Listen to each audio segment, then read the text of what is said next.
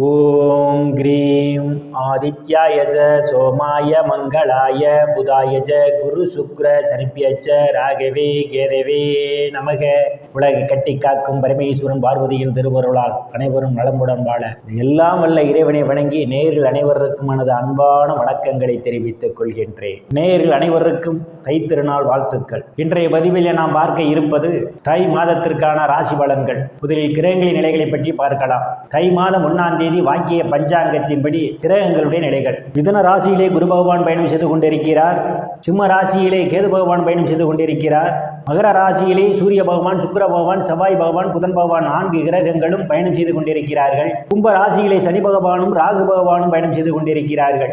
இம்மாதம் 2 கிரகங்கள் இடப்பெயர்ச்சி ஆகின்றன. தை மாதம் 15ஆம் தேதி மகர ராசியிலே பயணம் செய்து கொண்டிருக்கின்ற புதன் பகவான் கும்ப ராசிக்கு இடப்பெயர்ச்சி ஆகிறார். தை மாதம் 24ஆம் தேதி மகர ராசியிலே பயணம் செய்து கொண்டிருக்கின்ற சுக்கிர பகவான் கும்ப ராசிக்கு இடப்பெயர்ச்சி ஆகிறார். நான் கூறக்கூடிய பலன்கள் அனைத்தும் வாக்கிய பஞ்சாங்கத்தின்படி கோச்சார ரீதியான உலக மக்கள் அனைவருக்குமான பொது பலன்கள். உங்களுடைய சுய சாதகத்தில் கிரகங்கள் இருந்த நிலைமையும் தற்போது நடக்கக்கூடிய தசாபுத்தியும் கணக்கில் எடுத்துக்கொண்டு பலன்கள் எடுக்கும் போதுதான் துல்லியமான பலன்களை எடுக்க முடியும். உங்களுக்கு துல்லியமான பலன்கள் நீங்கள் தெரிந்து கொள்ள விரும்பினால் உங்களுடைய பெயர், பிறந்த தேதி, பிறந்த நேரம், பிறந்த ஊர் ஆகியவற்றை எனது வாட்ஸ்அப் எண்ணிற்கு அனுப்பி வைத்து பலன்களை தெரிந்து கொள்ளலாம்.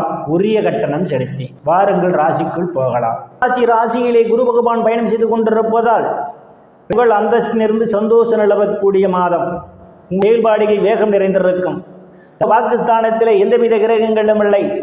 தன்ம பாகிஸ்தானத்தை அதனுடைய பார்வை இம்மாதம் 8ஆம் தேதி வரை விழுவதாலும் வீரிய ஸ்தானாதிபதி அவனுடைய பார்வையும் தனங்குடும்ப பாகிஸ்தானத்திலே விழுவதால் மேம்படக்கூடிய மாதம் இந்த மாதம். பார்த்து கொண்டிருந்த இடங்களில் இருந்தெல்லாம் பணவரவுகள் தாராளமாக கிடைக்கும். ஆடை ஆபரணங்கள்லாம் வாங்குவீர்கள். குடும்ப உறுப்பினர்களே ஒற்றுமை நிலவக்கூடிய மாதம். ஒரு பிரச்சனையும் சாதுரியமாக பேசி அதை முடித்து விடுவீர்கள்.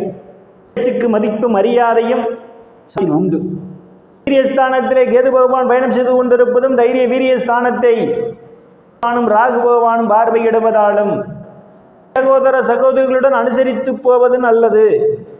அவர்களுக்கு உங்களுக்கும் இடையே கருத்து மோதல்கள் ஏற்படும். சிறு குறு பயணங்களால் அலைச்சல்கள் ஏற்படுவதற்கான ஒரு சூழலும் உண்டு.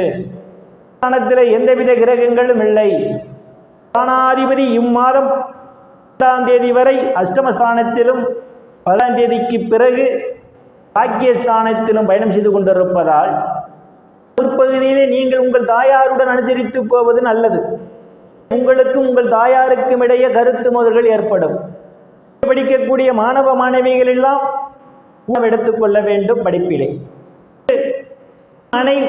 வாகனம் வாங்குவதற்கான யோகம் உண்டு.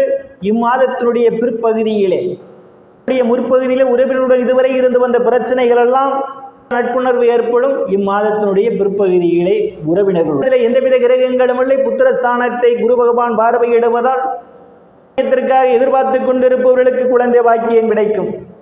குழந்தைகளால் நற்பெயரும் புகழும் ஏற்படும். சிலர்களுக்கு சுப நிகழ்ச்சிகளை நடத்துவீர்கள். காது திருமணம் போன்ற சுப நிகழ்ச்சிகள் நடத்துவதற்கான ஒரு சூழல் உங்களுக்கு உண்டு. சார்ந்தவர்களுக்கெல்லாம் புதிய வாய்ப்புகள் தேடி வரும். கலைத்துறையின் மூலமாக கூடுதலான வருவாயை காண முடியும். பல்வேறு பிரச்சனைகளுக்கு மத்தியிலே உங்கள் காதல் திருமணம் நிறைவேறும். உங்களுக்கு தெய்வத்தினுடைய அனுக்கிரகம் பரிபூர்ணமாக நிறைந்திருக்கின்றது. சத்துரு ஸ்தானத்தில் எந்தவித கிரகங்களும் இல்லை. ருணருக சத்துரு ஸ்தானத்தை சனி பகவான் பார்வையிடுவதால் அவதிப்படுபவரெல்லாம் கடலில் இருந்து மீள்வதற்கான ஒரு சூழல் உண்டு. தொகையாவது நீங்கள் அசதில் வைப்பீர்கள். எதிரிகளால் இருந்து வந்த பிரச்சனைகள் தீரும். நல்ல நட்புணர்வு ஏற்படும். எந்தவித கிரகங்களும் இல்லை. களத்திர ஸ்தானாதிபதி ராசியிலே பயணம் செய்து கொண்டிருப்பதால் ஆண் பெண் இருபாலருக்கும் இதுவரை இருந்து வந்த திருமண தடைகள் எல்லாம் விலகும். இடையே ஒரு அந்யோன்யம் நிகழும். வேகமாகவும் கருத்து வேறுபாடு காரணமாகவும் பிரிந்த தம்பதிகள் எல்லாம் ஒன்று சேர்வீர்கள். இதுவரை இருந்து வந்த பிரச்சனையில் இருந்து பங்காளியுடன் நல்ல நட்புணர்வு ஏற்படும். கூட்டுத் தொழில் செய்பவர்களுக்கெல்லாம் கூட்டுத் தொழிலிலே அபரிமிதமான முன்னேற்றத்தை காண முடியும். இம்மாதம் முற்பகுதி வரை செய்து கொண்டிருப்பதும் இணைந்து செவ்வாய் பகவான், சுக்கிர பகவான் பயணம் செய்து கொண்டிருப்பதாலும் எதிர்பாராத நேரங்களில் எதிர்பாராத இடங்களிலிருந்து எதிர்பாராத பண வரவுகள் உங்களுக்கு கிடைக்கும். பணம் வரவில்லையே என்று காத்து கொண்டிருந்த எதிர்பார்த்து கொண்டிருந்த பண வரவுகள் எல்லாம் உங்களுக்கு கிடைக்கப் போகின்றது. பாக்கியாதிபதி ஆட்சி பலோடு பயணம் செய்து கொண்டிருப்பதால் உங்களுக்கும் இடையே இருந்த கருத்து மோதல்கள் எல்லாம் மாறி நல்ல நட்புணர்வு ஏற்படும். தந்தை உங்களுக்கு பக்க பலமாக இருப்பார். ஆனால் தந்தை உடனடியிலே கூடுதல் கவனம் எடுத்துக்கொள்ள வேண்டும். மறுதவு செய்வதற்கான ஒரு சூழலும் ஏற்படலாம். காரியங்களிலே ஈடுபடுவீர்கள். சிலர் புண்ணிய ஸ்தலங்களுக்கெல்லாம் போய் வருவீர்கள். அதற்காக முயற்சி செய்து கொண்டிருப்பவர்களுக்கு வெளிநாடு செல்வதற்கான வாய்ப்புகளும் தேடி வரும். சென்று படிப்பதற்காக முயற்சி செய்து கொண்டிருக்கக்கூடிய மாணவ மாணவிகளுக்கு வெளிநாடு சென்று படிப்பதற்கான ஒரு சூழல் ஏற்படும். இதில் எந்தவித கிரகங்களும் இல்லை. தொழில் ஸ்தானாதிபதி குரு பகவான் ராசிகளை பயணம் செய்து கொண்டிருப்பதால் வேலை தேடுபவர்களுக்கெல்லாம் அவரவர் தகுதிக்கு ஏற்றவாறு வேலைகள் கிடைக்கும். இடையில் இருப்பவர்களுக்கு பதவி உயர்வு பாராட்டு கிடைக்கும். அரசியல்வாதிகளுக்கு அரசியலின் நல்ல முன்னேற்றமும் உயர் பொறுப்புகளும் சிலருக்கு தேடி வரும்.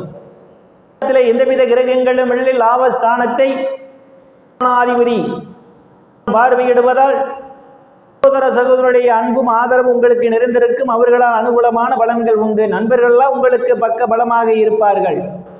பார்வையும் லாபஸ்தானத்தில் விழுவதால் மூத்த சகோதரருடைய உடல்நிலையிலே கூடுதல் கவனம் எடுத்துக்கொள்வது மிகவும் நல்லது. எந்தவித கிரகங்களும் இல்லை.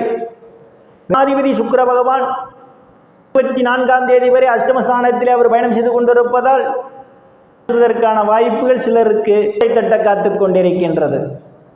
அப்போது ஏற்படும் திருக்குறளால் அனைத்து செல்வச் செழிப்பும் பெற்று சிறப்புடன் வாழ அந்த எல்லாம் வல்ல இவனை வணங்கி நேயர்களை மீண்டும் அந்த பதிவில் சந்திக்கும் வரை விடைபெறுவது ஜோதிடர் எஸ் ராமன். நன்றி, வணக்கம்.